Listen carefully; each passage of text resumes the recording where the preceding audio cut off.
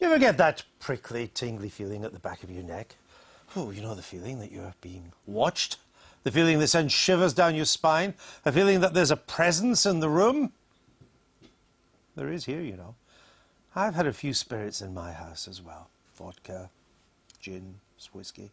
But what I'm talking about now is a different kind of horror. A scarier horror. A horror that could infringe our civil liberties, our privacy, and the way we go about our daily life. I'm talking about the power of the state. And some say is getting out of hand. So tonight, we ask comedian Shappy Khorsandi to put Big Brother in the spotlight.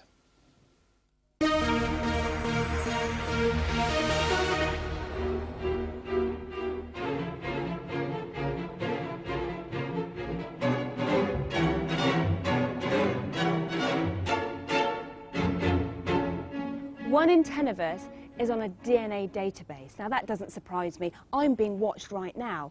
If you're a proper criminal, I understand that, but are we saying that 1 in 10 Britons are criminals?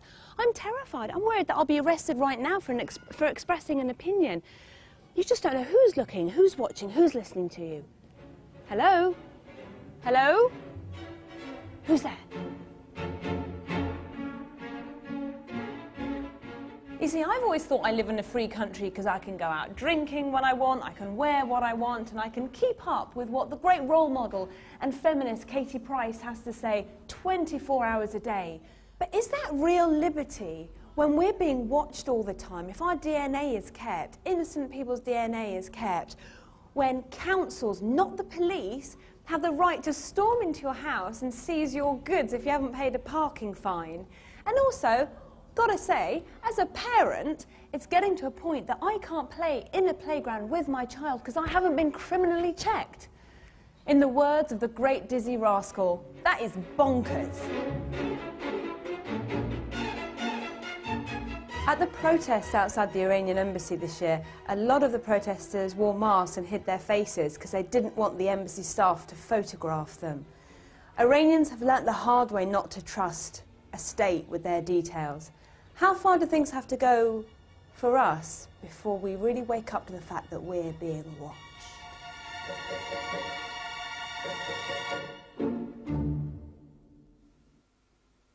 From CCTV to our little TV here at Westminster, Shappy Khorsandi, welcome to the programme. Thank you very much. That was very spooky. It was very spooky, but well made. Has this government created a Big Brother state by stealth?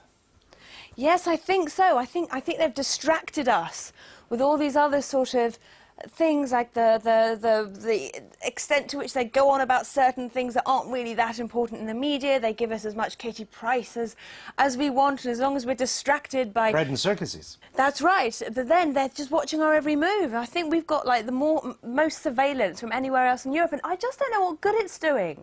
You know, it's got to a point now I'm scared to leave my house without makeup on because goodness only knows who's watching you. It's like being papped every time you leave your house. Diane, there's a poll just came out recently, said 80% of us Brits believe that we have a Big Brother state, that it's eroded our freedoms, and that the government can't be trusted with information about us. Why has that been allowed to happen? Well, one of the things is that a lot of these things were never debated. We never debated setting up a DNA database. It just grew. And as you say, 1 in 10 people, 3/4 of young black men, and many of those people are completely innocent. It's like Topsy. It just grew. But, you know, governments always want to control, whether they're the left or the right. That's, in a sense, their job, or at least it's in their DNA. But the Commons, the Parliament has let us down. Parliament's meant to be looking after our liberties. Well, politicians are risk-averse. You see, if you're going to say you're not going to have everyone, or you're not going to have 10% on the database, you're going to say you're not going to have so many CCTV cameras, you have to be prepared to say, yes, there will be circumstances where we could have caught a criminal, but we didn't have the DNA record. There will be circumstances where an incident happens in the street, but we didn't have a CCTV camera, and we believe that that is a price worth paying. Now, on the whole, politicians aren't willing to say that. They tend to think, my gosh, you know, if someone commits a crime and there's some DNA and then it turns out we haven't got a record in the database, that will be a terrible thing. We'll is it a price worth paying? Is it a correct trade-off? I don't really believe that that's the reason why they're doing it. And I have to just mention something that I put on my Twitter. I tweet. I wanted people's opinions about what we were going to talk about today, and a few people tweeted me, and it really made me feel sad, saying that they'd beaten up, but the police said that it would be too much trouble to go through the CCTV and find it. And they said, well, what was the point of that? And another thing people tweeted, which I think is very alarming, they said, but if you're not doing anything wrong, then why are you worried? Which misses the entire point of your individual relationship with the state and politics. And I just want to add on this thing about why do we think we can trust the authorities to decide whether or not we're innocent? And when Ian Tomlinson was killed in the protests, it was only because of mobile phones that we were able to see that. Now, if people weren't able to take pictures and we'd been told, oh, police hit a protester from behind and he died, we'd go, oh, come on, that's just propaganda. The police wouldn't do that. Well, it's getting even worse in some ways, and we were looking for research on this tonight, that the Proceeds of Crime Act, which gives the state huge powers to go into our homes, to go into our bank accounts, to intrude in all sorts of personal ways, is now going to be extended. Local councils can now use this act. Quangos can use it. The Royal Mail, Transport for London can use it. And it's not even been debated. I mean, never mind your expenses. What's the point of your MPs if you let this get passed without even debating it? We would debate it if it was coming forward as legislation. What's happening? You said that politicians take the easy way out, blah, blah, blah. What we've got now is a series of government departments which don't have effective political control. Because the sorts of ministers that you've had in recent years, they're there to read out the sound bites. If you ask them, do you run your department? They say, I know, I've heard some of them say this, I'm not here to run the department, I'm here to sell the government's policy. By the way, and if you and I've been a career civil servant. Career civil servants, in season and out season, want more power. But what are you doing in Parliament? No, what are you doing in Parliament? You've got all sorts of factions, you get together for all sorts of things. No, when things have come to me to vote on, like 42 days detention, 9 days detention, I voted against. On the DNA database, I set up a special advice session in my constituency to try and help children, innocent children, who've got their DNA in the database. We do what we can, but we've got a very centralised government and departments which, so long as they fulfil their quota of press releases for ministers, do what they want. I also wanted to make a point in support of Diane. Most legislation now goes through the House of Commons on a timetable motion, on a guillotine. Yeah. So, by who lets that happen?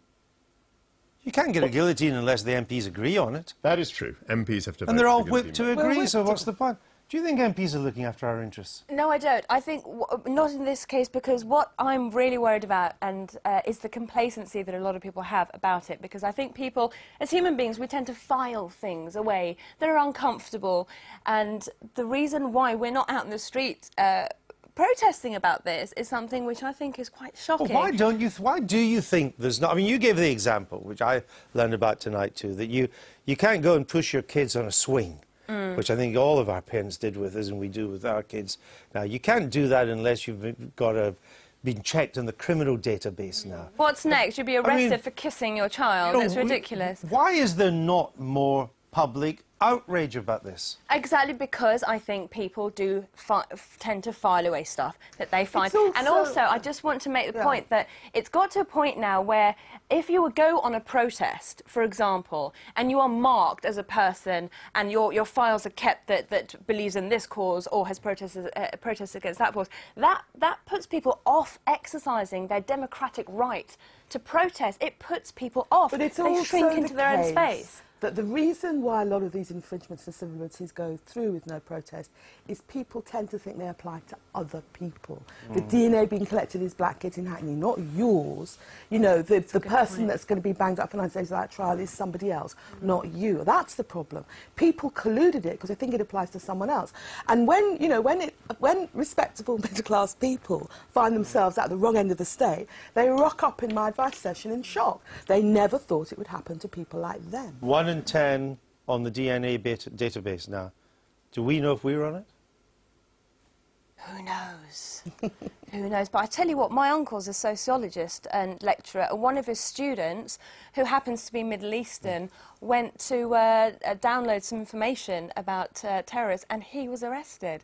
And I was born in Iran. All Goodness right. only knows what they can have on me. They're waiting for you at the door. Oh, well, I bought a bag Don't just worry, in Shepard, case. we'll go out the other door.